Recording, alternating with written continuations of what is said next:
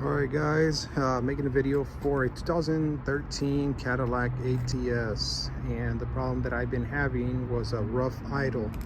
And as I was cleaning this bay, I ended up having to look through some hoses. I had the time to do it when I took off this cover. That's the cover. Took it off.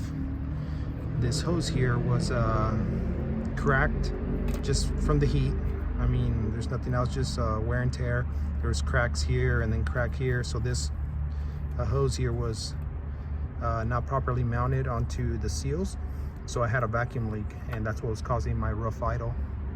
Now, I did this tape job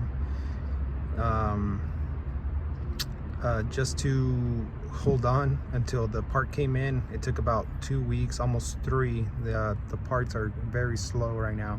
So it was just a temporary fix. You could just put a silicone hose here, just take it to auto parts store, they'll give you the right size. You could do that. That's a simple fix, but I'm just taking the proper measures to make the fix correct. So I bought the parts. Now, not only that, I also did buy the ends. So these are the 2 ends that where it connects to. I just installed them now, and these are the part numbers for it. From GM Parts, it's 12655-399 for one of them, and the other one is 12655-400. And for this hose here, show you here,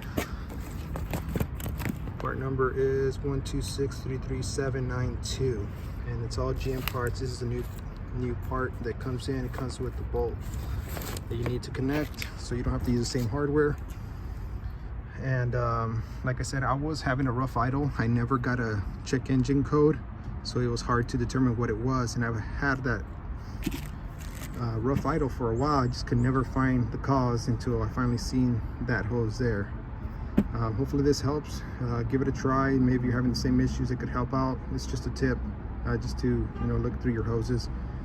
And good luck, guys.